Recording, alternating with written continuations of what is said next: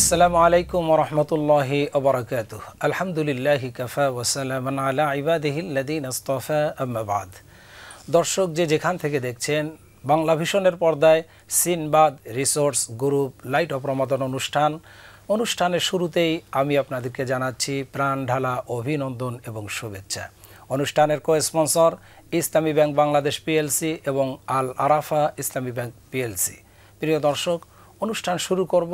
শুরুতেই রয়েছে মহাগ্রন্থ কোরআনুল কারীম থেকে তেলাওয়াত। আউযু বিল্লাহি মিনাশ শাইতানির রাজীম। বিসমিল্লাহির রহমানির রহিম।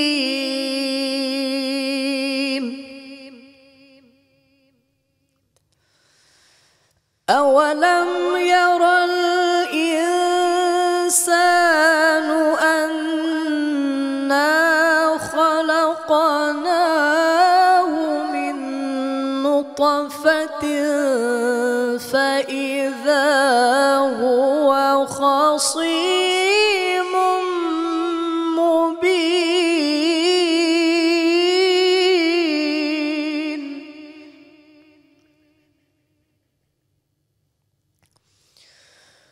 وضرب لنا مثلا ونسي خلقه قال من يحيي العظام وهي رميم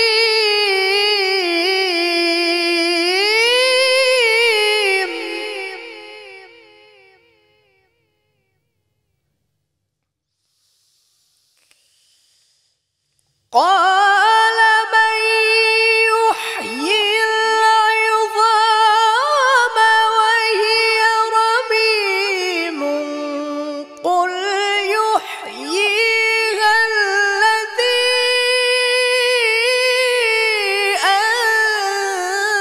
أنشأها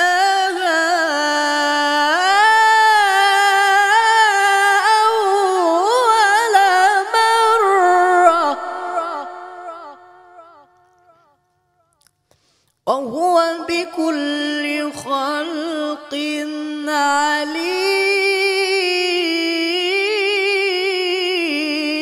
عليم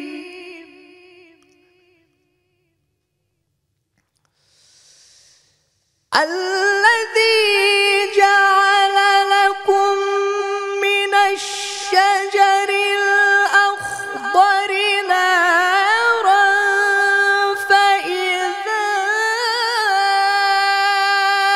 أنتم منه توقدون أوليس الذي خلق السماوات والأرض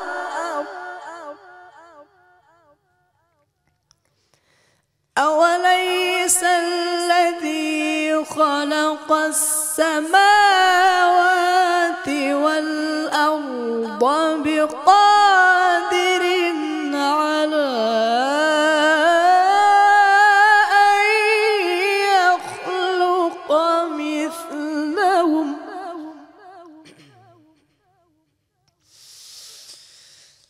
أوليس الذي خلق السماوات والأرض بقادر على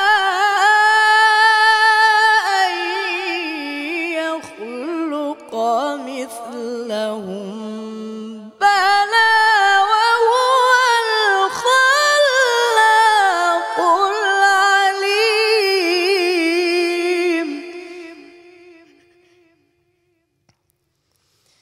إنما أمره إذا أراد شيئا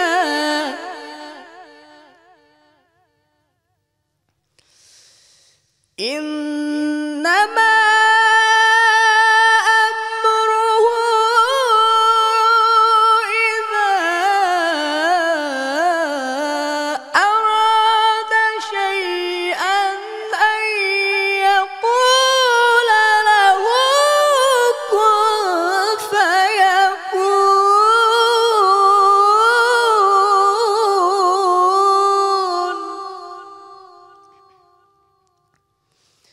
فسبحان الذي بيده ملكوت كل شيء وإليه ترجعون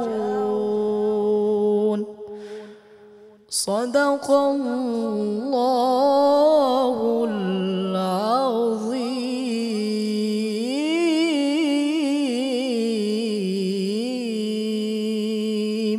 দর্শক, কারি সাহেবের কণ্ঠে চমৎকার কোরআন তেলাওয়াত শোনার পরে এ পর্যায়ে রয়েছে আমাদের দৈনন্দিন বিষয়ভিত্তিক আলোচনা। আর আজকের বিষয়টি হচ্ছে ইসলামী অর্থনীতি। এ বিষয়ের উপরে আলোচনা করার জন্য আমরা দুজন ইসলামী ব্যাংকার, আলেমে দ্বীন আমরা আজকে মেহমান হিসাবে আমন্ত্রণ করে স্টুডিওতে নিয়ে এসেছি। আসুন প্রথমেই আমাদের মেহমানদের সাথে আপনাদেরকে পরিচয় করিয়ে নিচ্ছি। আমার ডান দিক থেকে আছেন বিশিষ্ট ইসলামী চিন্তাবিদ, বিশিষ্ট ইসলামী ব্যাংকার জনাব AQM সফিউল্লাহ। আসসালামু আলাইকুম রহমতুল্লাহ। এরপরে রয়েছেন আরেকজন ইসলামী ব্যাংকার, আলেমে দ্বীন জনাব মাওলানা ফরিদ উদ্দিন। আসসালামু আলাইকুম ওরহমতুল্লাহি ওবারাকাতুহু। ওয়ালাইকুম আসসালাম ওরহমতুল্লাহি ওবারাকাতুহু। আপনারা কেমন আছেন? আলহামদুলিল্লাহ। আলহামদুলিল্লাহ। আপনাদেরকে স্বাগতম জানাচ্ছি অনুষ্ঠানে। আপনাকেও স্বাগত। প্রিয় দর্শক, ইসলামী অর্থনীতি, ইসলামী ব্যাংকিং অপরিহার্য বিষয়। কারণ মানুষের জীবন চলে যে অর্থ দিয়ে, মানুষের আয় ব্যয়, রিজেক হাসিল হয়, সম্পদ হাসিল হয়। জীবনকে পরিচালনার একমাত্র চাকা হচ্ছে অর্থনীতি। সেই অর্থনীতি যদি আবার ইসলামের মধ্যে না আসলো, তাহলে আমার জীবনটা তো ইসলামের বাইরে অটোমেটিক্যালি চলে যায়। এই জন্য ইসলামী অর্থনীতি ইসলামের বিশাল একটি অধ্যায়, বিরাট একটি পাঠ। এ বিষয় নিয়ে আমরা সংক্ষিপ্ত সময়ের মধ্যে আলোচনা করব ইনশাআল্লাহ। আমি প্রথমেই চলে যাচ্ছি জনাব মাওলানা AQM সফিউল্লাহ সাহেবের। জি, আপনাকে আন্তরিক ধন্যবাদ। ইসলামী অর্থনীতি এটা একটা ভাস্ট সাবজেক্ট, অনেক বড় সাবজেক্ট।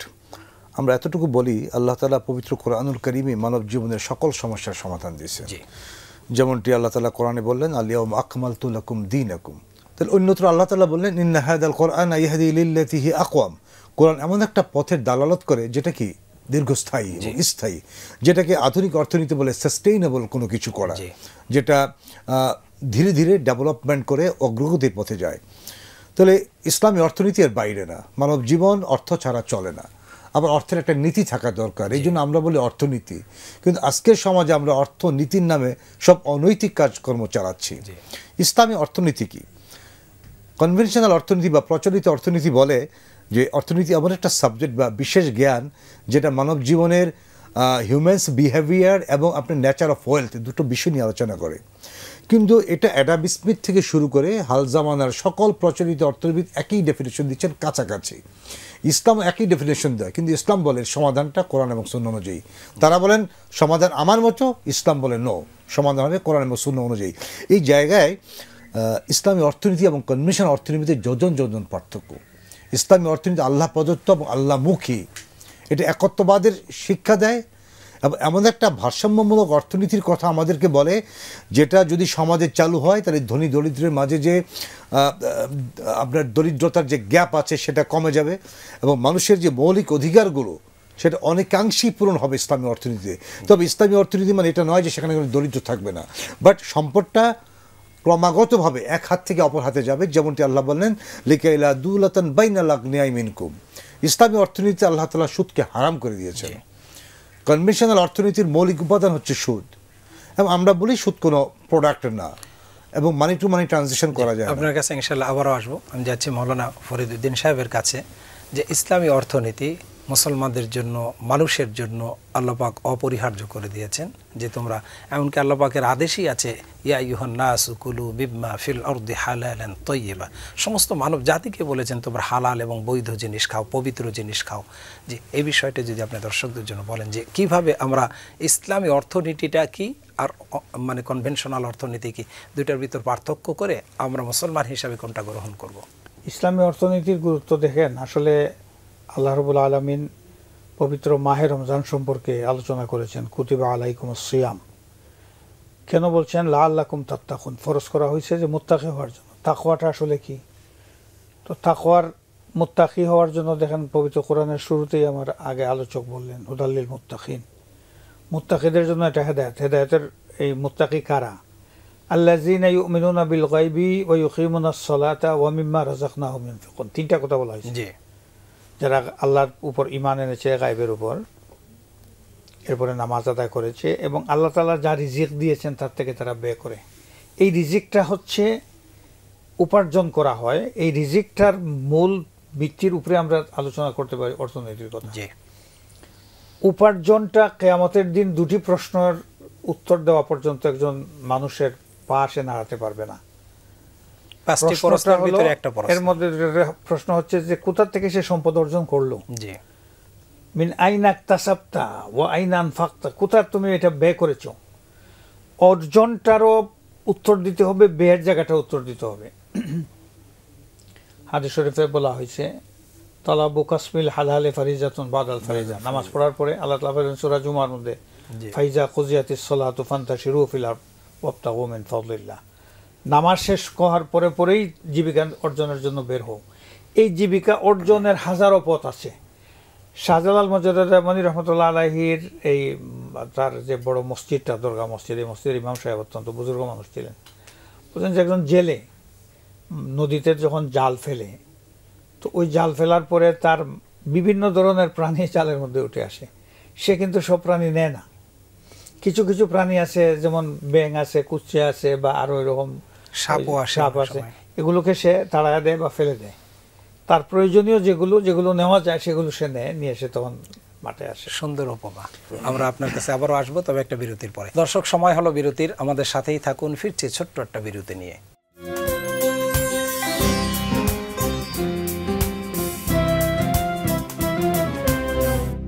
দর্শক, বিরতির থেকে ফিরে আপনাদেরকে পুনরায় অভিনন্দন জানাচ্ছি। Sinbad resource group light of Ramadan অনুষ্ঠানে co sponsor Islami bank Bangladesh PLC এবং আল রাফা ইসলামী ব্যাংক পিএলসির সৌজন্যে। প্রিয় দর্শক, আলোচনা চলতেছে ইসলামী অর্থনীতি। যেহেতু আমরা মুসলমান, আমরা ইসলামী অর্থনীতিকে ফোকাস করতে চাই।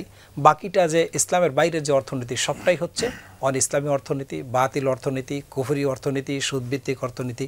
জি, এই বিষয়টা আপনি বলতেছিলেন, আপনি যদি এটাকে ফাইনাল আরেকটা দর্শকদের জন্য বলেন। ইসলামী অর্থনীতি এটা ইসলামী জীবন ব্যবস্থার জি, একটা পার্ট, যেটা আগে আমরা শুনতেছিলাম যে Islam is the complete code of life. সমস্ত জীবনের, ব্যক্তিগত জীবন বলেন, পারিবারিক জীবন বলেন, তারপরে সামাজিক জীবন বলেন, রাষ্ট্রীয় জীবন বলেন, অর্থনৈতিক জীবন বলেন, আন্তর্জাতিক জীবন বলেন, এই সব ক্ষেত্রে এটা ইসলামী সমাজ ব্যবস্থা কায়েম করার জন্য একটা পার্ট হইল ইসলামী অর্থনীতি। তো ইসলামী অর্থনীতি এটা আপনার যে সমস্ত ট্রানজ্যাকশনগুলো হয়, বিশেষ করে আপনি দেখবেন যে আগে কিন্তু ইসলামী অর্থনীতি পরিপালন করার জন্য আমাদের দেশে কোনো ইসলামী ব্যাংকিং ছিল না। সম্প্রতি কিন্তু আমাদের দেশে ইসলামী ব্যাংকিং আসছে, যে কারণে অর্থনীতির একটা বড় পার্ট, আপনার এখানে শত শত কোটি টাকা, হাজার হাজার কোটি টাকা আপনি কোথায় রাখবেন?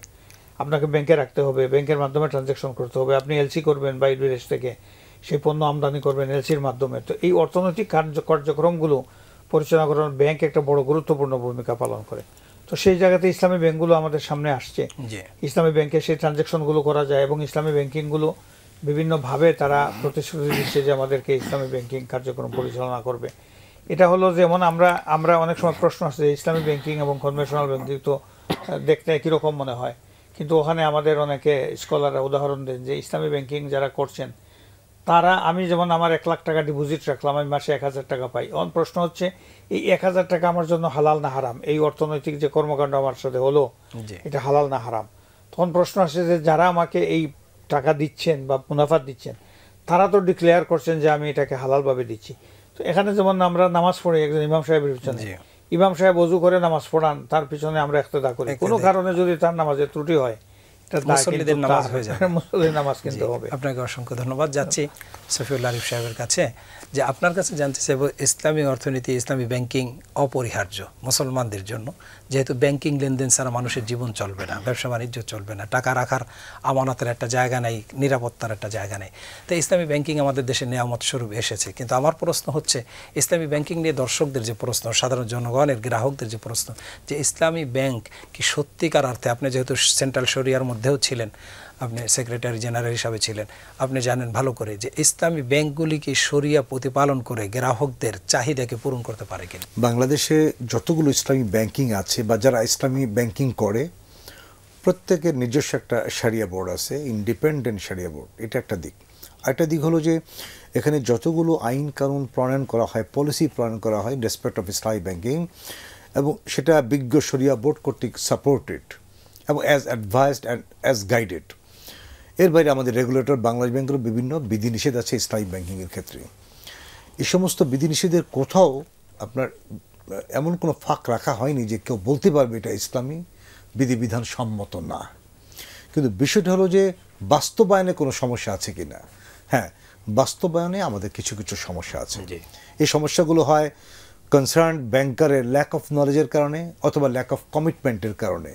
এবং এই ধরনের ভুল ত্রুটি বা বিচ্যুতি যদি এটা আমাদের গোচরীভূত হয়, আমরা যদি জানি, এবং এই ধরনের ইনকামগুলোকে কিন্তু ডাউটফুল ঘোষণা করা হয়, সেটা ইনকাম থেকে আলাদা করে ফেলা হয়, আর যেটা আমাদের অগোচরে ইনঅ্যাডভান্টলি ঘটবে সেটা তো আল্লাহ পাক মাফ করবেন।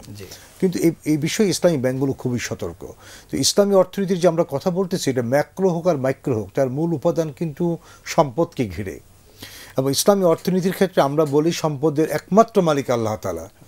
আল্লাহ তাআলা দয়া করে আমাদেরকে মালিক বানাইছে। আল্লাহ তাআলা বলছেন লিল্লাহি মুলকুস সামাওয়াতি ওয়াল আরদ, অথবা লিল্লাহি মা ফিস সামাওয়াতি ওয়াল আরদ। অসংখ্য আয়াত আছে আল্লাহর রাজত্ব, এই বিষয়াবলীর মালিক আল্লাহ তাআলা। আর পুঁজিবাদ কি বলে? ক্যাপিটালিজম বলে যে সম্পদের মালিক একমাত্র ব্যক্তি।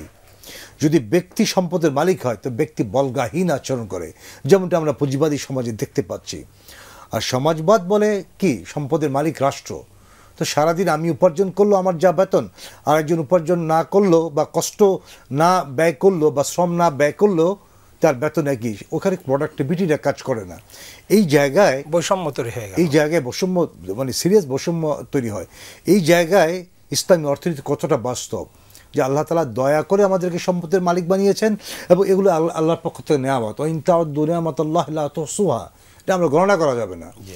তো এই যে নিয়ামতগুলো, যেটা আমাদের সম্মানিত ভাই বলছেন যে এই নিয়ামতগুলো আল্লাহ তাআলা আমাদেরকে দিয়েছেন, নিয়ামত, এটা তো সূরা জুমার যে আয়াতটি তেলাওয়াত করলেন সেখানে আল্লাহ বলেই দিলেন যে ফান্তাশিরু ফিল আরদ ওয়াবতাগু মিন ফাদলিল্লাহ। এবং আমাদের দায়িত্ব রিজিক অন্বেষণ করা। রিজিকটা কিন্তু কেবলমাত্র সম্পদ না, রিজিক আমার জ্ঞান, আমার সন্তান, আমার প্রতিষ্ঠান, আমার দেশের মাধ্যমে যা আসে, যা আমি জীবনে যা অর্জন করি, সব আমার রিস্ক।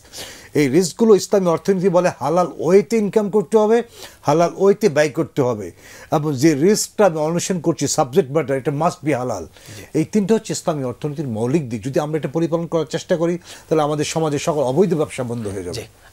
আপনাদের দুজনকে আরেকটা প্রশ্ন সংক্ষেপে করব, সেটা হচ্ছে আয় তো ইসলামী অর্থনীতিতে করতেই হবে, কিন্তু এখন ব্যয়ের ক্ষেত্রে যেহেতু ব্যাংকগুলি জনগণের কাছে দায়বদ্ধতা, এখন মোদারাবা সিস্টেমে বা মোরাবাহা সিস্টেমে বা সালাম সিস্টেমে যেভাবে হোক গ্রাহকদের সাথে কন্ট্রিবিউশনে চলে যাওয়া হচ্ছে, সেখানে গ্রাহকদের যে শর্ত মোতাবেক যে ইসলামে যে শর্ত পরিষ্কার রেখে আমানতের দিকটা উভয়ের ভিতরে লেনদেন ক্লিয়ার থাকা, পরিষ্কার থাকা, শর্তগুলি ক্লিয়ার থাকা, এই মোতাবেক আয় ব্যয়ের শর্তগুলি সঠিকভাবে পালন হয় কিনা?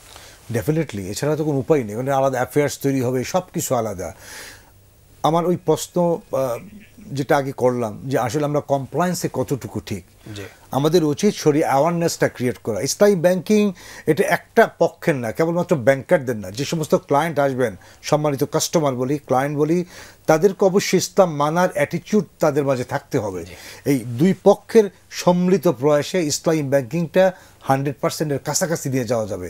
আদারওয়াইজ আমি খুব ভালো ইসলামিক ব্যাংকিং বুঝলাম, কিন্তু আমার ক্লায়েন্ট বুঝলো না, বা ক্লায়েন্ট বুঝলো আমি ব্যাংকার বুঝলাম না, তাহলে কিন্তু ইসলামী ব্যাংকিং হবে না।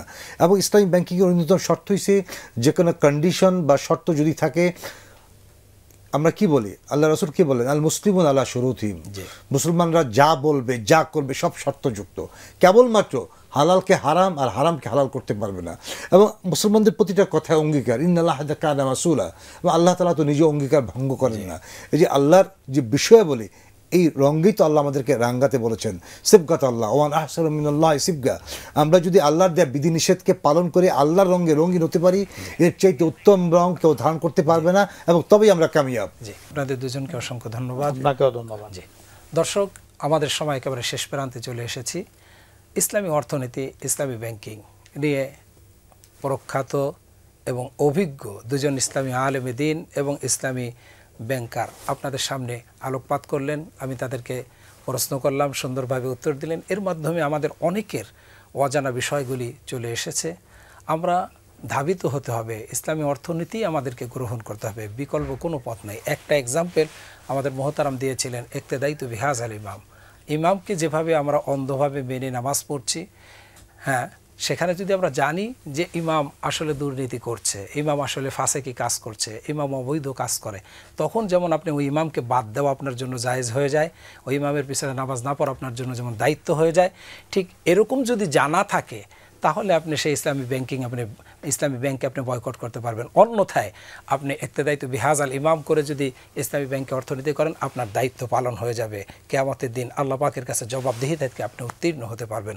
আসুন আমরা ইসলামী ব্যাংককে গ্রহণ করে ইসলামী অর্থনীতির মাধ্যমে আমাদের জীবিকাকে হালাল করে আমাদের ইবাদত বন্দিগিগুলি আল্লাহর কাছে কবুলের শর্ত পূরণ করে আমরা যেন তাকে অবলম্বন করে দুনিয়া থেকে বিদায় হতে পারি, এই আহ্বান রেখে আগামী পর্ব দেখার আমন্ত্রণ জানিয়ে আজকের মতো আমরা বিদায় নেব।